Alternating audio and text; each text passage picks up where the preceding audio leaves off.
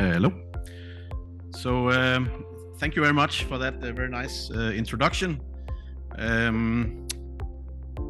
It's at the end of the second day, and I know everybody is eager to round off. So I will try my best to make it a lively presentation and without wasting too much time.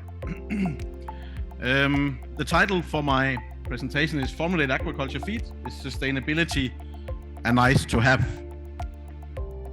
And actually I could finish the presentation right here if we wanted to be really fast. No, it's a need to have. So I already answered the question of the presentation, but let me go a little bit more into a little bit more of a deep dive into how we do formulation in Aqua, and I will also start with a few slides about what Aqua is. A nice picture of me as well, so you can see a little bit about what I did, but we already spent time on that, so let's not spend more on that. But Aqua is what you could call a medium-sized feed mill. So we do fish feed and shrimp feed only. We don't do any livestock feed. So we have a focus on aquaculture only. We have more than 700 employees. We do around 300,000 metric ton of feed every year, maybe a little bit more this year. We have 7 factories around the world, and we export to an awful lot of countries, 67 countries. It's a family-owned business. Anders, who is my boss and our CEO, is the 4th generation. So that's 60 years of production doing aqua feed. And then actually this week, we will here in Nha Trang open an office and a warehouse later this week. So the timing for being here is very good. And soon we will be also available here in Vietnam selling our feed.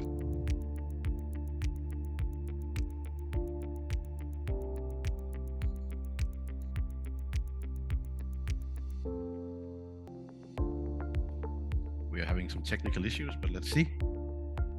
Maybe a little bit slow computer, we can start. So this is the first factory. This is a factory in Denmark. We have a quite old factory in Denmark. We will have a completely new factory being built starting beginning of next year.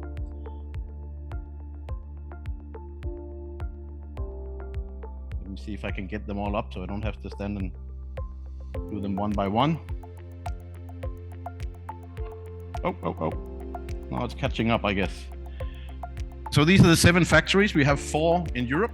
We have the 3 EU factories, 1 in Denmark, as I mentioned, 1 in Poland, and 1 in Germany. Then we have a 4th European factory. It's outside EU, but still European, and that's in Serbia. Then we have 2 factories in Africa, 1 in Egypt and 1 in Zambia. And then we have a Chinese factory as well, up in Qingdao, up in the northern part of China. And this is a terrible map, but this is just a little bit to show off how many countries we have to export our feed to. So it just goes to show that you don't need a feed mill in a country to sell your feed there. You can actually export it. But we talked a lot about the feed cost earlier yesterday and also today. And of course, by transporting the feed around, this is not something that makes the feed cheaper, but it does guarantee some quality assurance by doing it.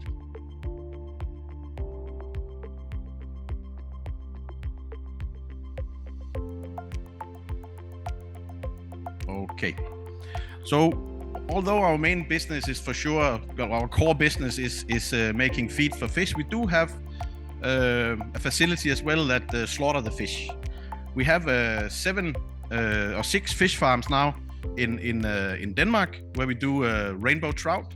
It's these portion-sized trout. It's not a red trout, but it's portion-sized trout. And we have a slaughterhouse, a processing facility where we process these trout as well. It's actually the largest European processor of smoked trouts. It's not something that would impress in a Southeast Asian or Asian context, but it is a rather big facility after European standards. It's also good for R&D person like me that we have this commercial facility right next to where I sit. So that means that I have an R&D facility in Germany where we can do tank trials, we can do digestibility trials, all the real R&D. And then we can go to a commercial farm where we can test what we actually found out in the R&D facility. This makes it a lot easier for us and faster to bring ideas from the R&D into market. So what challenges do we actually have as a feed mill today? And I come from a feed mill, and come from Aqua, but these, you can say, are general concerns and challenges that the feed mills have. Is not only for us. So how can we grow as an industry? I'll a little bit later show all these graphs from FAO where you see the growth of fish consumption. I think there's no doubt that the industry have to grow to fulfill a protein need in the population, a growing population with a growing appetite for fish. So I think that's kind of table stakes. We kind of know that's needed. Of course, that has to be done sustainable. Do we have the raw materials we need? I just saw just before the presentation here today that aquafeed.com, they had on the front page, they said that Rabobank predict that fish meal and fish oil will be in short supply in years to come. Okay, so that's you hear that now and then, but it's rarely that Rabobank come out so boldly and say this. So it's not a matter of do we want to use fish meal or not? It's becoming a matter of availability. Do we know about the nutrition? Do we know enough about the nutrition? We know a lot, but do we know enough? And should we develop further? I think that's a big question as well. It also relates to sustainability. How do we best utilize the raw materials we have, the resources we have? That goes for space on land, that goes for water, that goes for all the raw materials that goes into the feed. That goes for the time of the farmer. So how do we make sure that we do this as efficiently as we can? And it doesn't matter if you're a small farm or a big farm, if you're family owned or corporate owned, you need to think about your efficiency and how you can do it more efficient. Should we improve on sustainability? And if yes, how can we do that? I think I answered my own question a little bit here. Yes, see all of the above, the first slide. We do need to think about sustainability, not only because we want to save the world, but also because this is a need to do.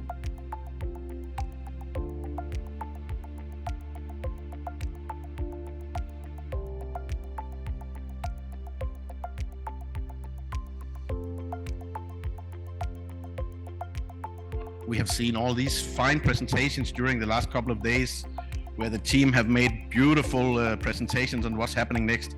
These two red circles is as far as my creativity takes it in doing a PowerPoint. So just a cadeau to the team. We become more people. 29% growth expected from 18 to 50 on an estimate. The protein demand is growing even more, 75%. Imagine that. And we still only have the same amount of resources we have available today to do this.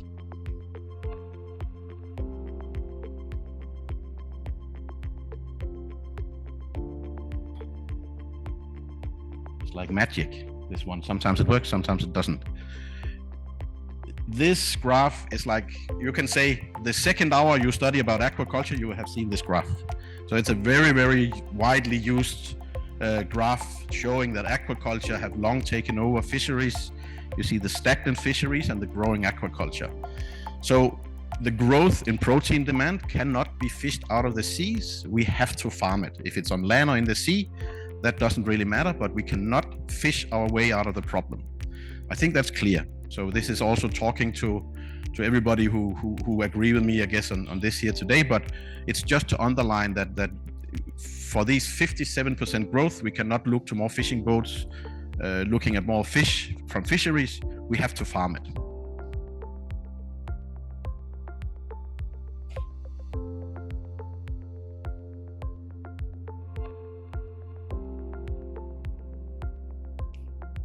And recently, again, last 2 weeks in Denmark, there's been a lot of discussion about aquaculture. Is it done in a sustainable way? Sometimes in Norway, the fish escape the cages or the pens and mix the genetics with the wild population. The nutritional pollution that comes from cages and ponds in Denmark are quite high. So yes, there's a lot of challenges and a lot of things we can improve, both in the feed, but also in how we farm the fish. But I think it's important to mention, and this is a graph that I often show is that actually producing a kilo of salmon, and remember, salmon is a quite carnivore fish actually, is not nearly as efficient as carp or tilapia or many of the Southeast Asian species that we grow. It's still one of the most efficient animal protein sources to grow. So if you compare to chicken, which is normally considered a very efficient way to grow protein, it's double the feed conversion ratio as it is to produce a kilo of salmon. Pigs, way higher, and cattle is very high. So sometimes we need to focus on these good environmental contributions and these good things that we see from fish farming, not only the bad. And again, I would like to emphasize this is for salmon. Imagine how this would look if you have a carp or tilapia. It would be a lot lower feed conversion than this.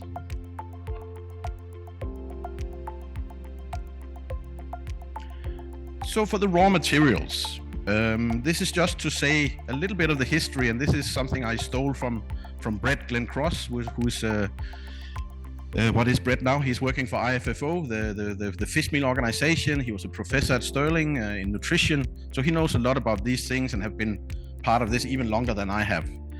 So 30 years ago, fish meal was very easy, very available, very cheap. You could use it to formulate with. You didn't have to think too much, because the easiest way to give a fish what it needs is to take a fish and put it into the fish, right? So you have all the amino acids you need. You have the composition of the amino acids is kind of similar, so it's very easy to use for formulation. We still use a lot of fish meal. Some of the carnivore species in Europe still use maybe 40%, even 50% fish meal in some of the diets. So still a lot. We had some friends from South Korea here yesterday. Some of the fish they farm, a lot of fish meal still needed. So we can still improve on this. And I'm not saying we will not use fish meal in the future. I think we will. And I also think it's a good resource actually if it's regulated well. But there will be more and more plant proteins. Some are insect-based ingredients, bacteria-based proteins, mycelium-based proteins, to mention some of them.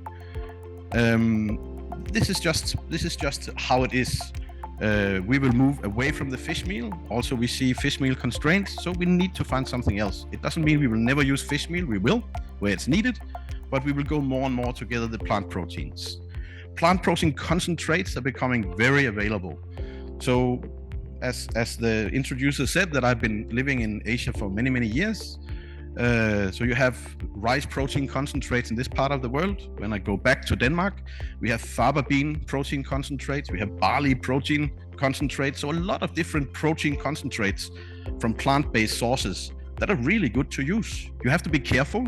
You have to know what you're doing, but you can use them. The fish will eat and they will grow well on them. So it's a big number, and it's difficult to understand these big numbers, but it's 53 million metric tons of aqua feed that was produced in 2024. That's a lot of feed, huh? That is a lot of raw materials, a lot of fish you have to fish in the sea to support this amount of feed that goes into the fish cages and the fish ponds around the world.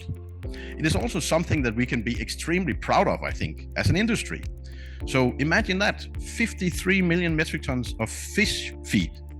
How much fish is that? That's a lot of fish, depending what feed conversion rate you use, but it could easily be 40 million tons of feed that we produce every year that goes on the plates of rich and poor people in the world. So I think that is something we should be proud of and we should build further on. So all this talk about sustainability is not only about fishing less fish. It's not only about being more environmental friendly. It's also a matter of being able to produce. So it's not a matter of availability. It's not a matter of sustainability. It's actually also a matter of availability.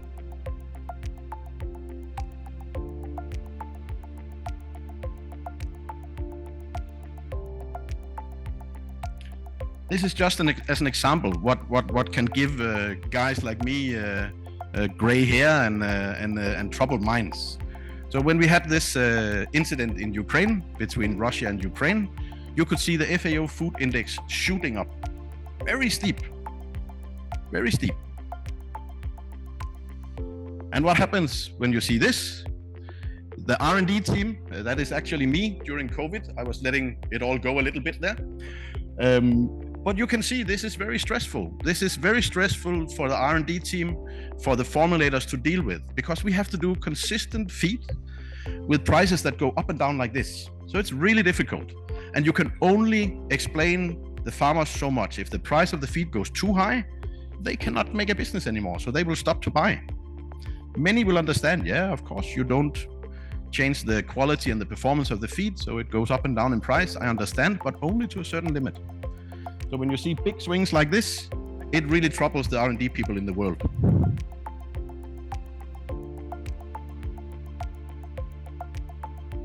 So what do we do with this? So we work on a lot of alternative raw materials, and we have some projects. So I'll say, I think you should divide the R&D work the feed mills do into two. So one is the change that we can do tomorrow or next week or maybe next month or next year. So kind of the short-term changes we are doing. The other one is a little bit longer, maybe a little bit more visionary, more strategic work we look into. And some of the things are these are projects that we work on in my company. We work on grass proteins. Grass proteins are actually very interesting. They can be grown many places also, so you can source a local raw material, so you don't need to ship the raw materials around the world. Locality, functional feeds with algae. Algae is very popular these days. Everybody wants to do something with algae, and there's actually some really good reasons for that. It's a very interesting raw material to work with. Fay-enriched feed to control bacterial pathogens in rainbow trout. This is not so much working on a raw material, you can say, but it's more how do you find a way to use less medicine, less antibiotics, especially in your feed, because it is still a problem in many aquaculture production systems that we use too many antibiotics. And because we often are in open systems, these antibiotics can very easily go out to the surrounding environment and create resistant bacteria, which is a big issue for us. So why does a feed mill? This has nothing to do with feed, you could argue, but it has to do with the performance of the fish for our customers. So we do some work on this as well. CO2 fixation. How do you fixate CO2 better in your feed? The second last one, there's a bit of a funny one, I think, Medusa. So you can use jellyfish as a source, as an ingredient. There's so many jellyfish. You can see that in many places that jellyfish is becoming like a pest nearly in some waters, also in Denmark. And you can use that as a resource as well, actually. This is still very early stage. It's not that we're harvesting jellyfish and putting them in the feed, but it's at a scientific level, you can say. And the PUFAs, fermentation as well is very popular these days. So fermentation is not a new thing. I think both in Vietnam and in Japan and in Denmark, fermentation has been used in the food industry for as long as we have been eating food nearly, right? But now there's a development in these bioreactors where you can actually use fermentation a lot more commercial, also big enough to start ferment raw materials and make them more bioavailable for the fish. That is very interesting, and you will probably see a lot about that in the years to come as well.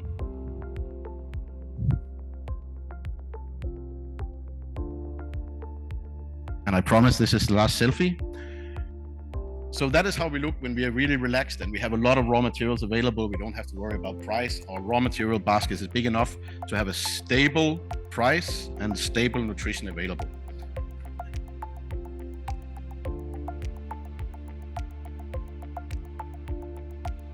We're not the only one working on this. This is from Hatch Blue.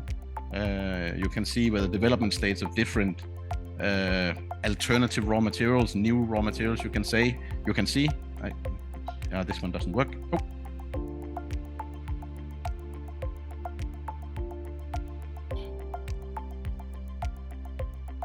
Fermented protein from corn, barley protein concentrate, fermented soybean meal, insect meal, grass protein concentrate, canola protein concentrate, mixed nut meal. So a lot of materials, but it takes time and it takes some investment, not only of the time, but also real money in getting these raw materials available and commercially available as well.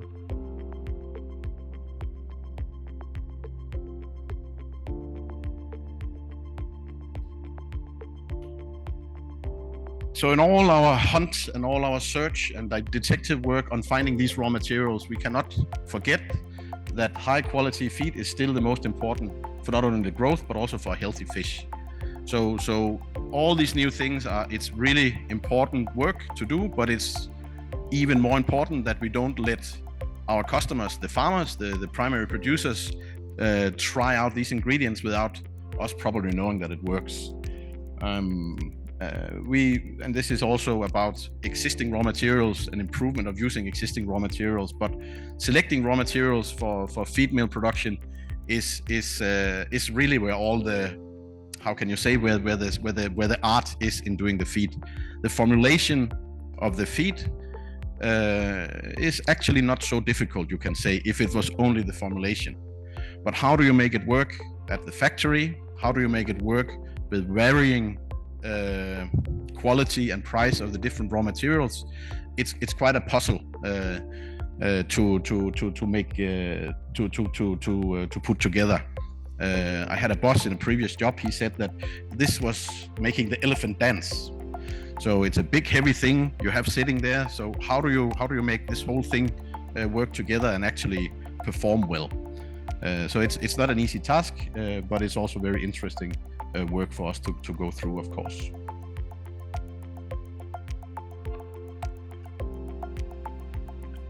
So we need to improve on the nutrition. We need to do what they in livestock call precision nutrition. And it's a good concept. I like it. I like the idea that you can give exactly what the animal needs to make it grow exactly how much you want it to. In aquaculture, we do, however, have some challenges that they don't have in chicken and other livestock production. We are a lot closer to the environment than a chicken farm is. Chicken farm, you close the box, the chicken are in the box, and you can control the temperature, you can control pathogens, you can control how much water, you can control most of the parameters inside the house. In aqua, it's a little bit different. We are more open to the environment. So that also means that although precision nutrition sounds really nice and the concept is good, we do actually have very varying performance and nutritional needs from the fish over the year. So the fish might need a lot of, this is just a thought example, you can say. So the nutritional need of the fish in February and March is a lot higher than it is in June, July, for example. And in September, October, it's very high again. So how do we deal with that when you sit and formulate the feed? So I tried to make like three levels of nutrition, you can say, we can deal with. And it should be seen, and it's something you will also see when you choose your feed mill, how much insurance they put in the feed. And I will get back to that a little bit later after I explain this one a bit. So if you want a feed that gives the fish all it needs all the time, then you should go for the top dotted line there, above 2. If you feed that feed, your fish will always have enough. The fish will never struggle. It will always grow as fast as the fish is built to grow. So that's good. That's a really big, that's great. We should do that all the time, shouldn't we? Maybe not, because actually this is also by far the most expensive feed. So this will have a lot more nutritional power, which is money in the formulation, than a feed that had a little bit less, for example. Maybe that's okay. You can pay for that. You can pay for an insurance, you can say, if you pay a little bit more expensive feed. However, you do also have the risk that when you have less challenges or lesser nutritional need for the fish, what happens if the fish don't use the nutrition? It can go as pollutants into the water. So especially if you have closed aquaculture systems where you need to clean the water all the time and you have filters and you have quite a sensitive recirculated system, this is really trouble if you give too much nutrition to that system. Okay, they can adjust the feeding, etc., but it is really a challenge. If you do it in an open system, in a cage, for example, out in Nha Trang Bay out here, the cage won't have a problem, but the surrounding environments will slowly have more and more nutritional pollution, nutritional input from these cages. So there's also an environmental concern in this. Okay, very good. So we just lower the nutritional needs a bit. Yeah, that's good. The price immediately go down on the feed, but now you also, and you have less risk for pollution, but now you also have periods of the year that the fish will perform suboptimal. That costs a lot of money. For example, let's say that in March, in March there's a big festival in China, for example. They will harvest a lot of fish. They need to have all the fish. If you have suboptimal growth in that period, the farmer can lose a lot of money. So there's a lot of things playing into this. A lot of things playing in. And then the cheaper feed, the one just about 0.5 in nutritional need, oh, that's a very cheap feed. And sometimes it's very good. In June, in November, December, in January, in September, it's perfect. The fish grow as fast as it can anyway. But there will be many, many times where the fish will not grow as fast as it could do. So it's not to say that one feed is better than the other, actually. Some farmers might prefer a feed that performs suboptimal. It's okay, it doesn't have to grow too fast, I can keep it a little bit longer. Some might be in a rush to get it out of the system, a lot of pressure, the boss wants me to finish the fish. Okay, we need to use a feed that is performing better and letting the fish grow as fast as it's built to grow. So, but this is just to say it's not that easy to make a precision nutrition in aquaculture. We cannot change the recipe of the fish feed according to what month we're in. We might be able to do it in the season, you can say. We have something that we call temperature adapted feeds, which is actually like a seasonal feed. But to change it every time the nutritional needs of the fish change is close to impossible. Also remember, there's a lot of different ways of growing the fish. Some farmers like to be aggressive, have a lot of fish in the tanks or in the ponds. Others will only have a little bit because it's easier to look after if I don't have to push it all the time. So we have different nutritional requirements, different environmental factors, different farming practices. Let's not talk about all the different species we have to farm as well. So there's a lot of things that make precision nutrition more of a theory than actually a practical way of doing nutrition, at least yet in aquaculture.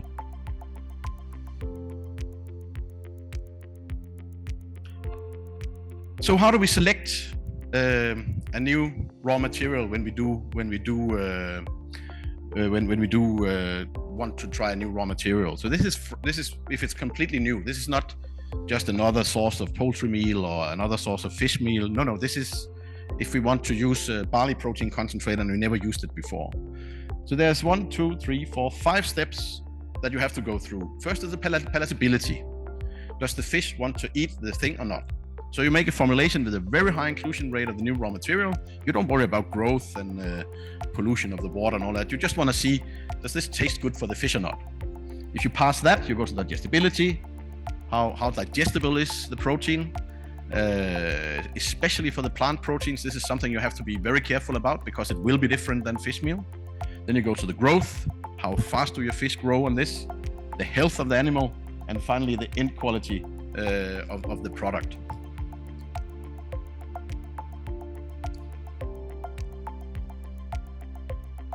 Oh, I exposed the whole conclusion. Here we are. But where is sustainability?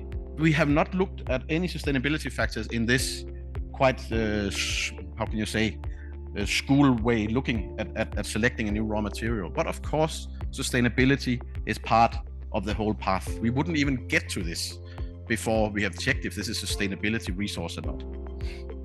We have a lot of certification schemes, and our factory in Denmark have recently been ASC certified, and that kind of forces you in to look at your raw material selection as well. So there's a lot more focus on sustainability just by having that certification. I'll be honest and say this can be a challenge sometimes, but it can also be a way of pushing us to do the sourcing and to invest money in looking at new raw materials a bit. So it's a double-edged sword, if you like. But mostly I think it's a good thing. So in summary, as I mentioned in the very first slide, sustainability in feed formulation at the right price is a need to have. We can't develop our sector, we can't fill in that protein gap of 57% or help doing it by not having a sustainable aqua production. Luckily, I think we do have a quite sustainable production of many fish species already, but that doesn't mean that we cannot try to do it a little bit better. Some of the high value species, for example, that use a lot of fish meal and use a lot of fish oil are becoming more and more available. People like to eat them more. Yesterday we had some very good marine fish at the restaurant. Yeah, they are very tasty, they're very good, they're expensive, and they eat a lot of fish meal and fish oil. So just think about that, and how do we get to that? Don't forget that feed is the highest cost for farmers by far when they have the production. So electricity, yeah, expensive. Labor, yeah, expensive. But feed, I think, is anywhere between 50 to 70, maybe even more than 70% of the operational cost of the farm. So for the farmer, it's really important, especially with the price. It's also very high on the environmental impact of the farm. So a lot of these raw materials you source, let's say soy from Brazil, US, Argentina, let's say fish meal from Peru or from your fisheries around the Vietnamese coast. There's a lot of environmental impact from getting these raw materials into the feed. And that goes as one of the highest costs, environmental costs, not only economic costs, but also environmental costs. So all these new ingredients, we do need them for an increased sustainable production. They are not replacements of fish meal. They are additions to the raw material basket that we already have.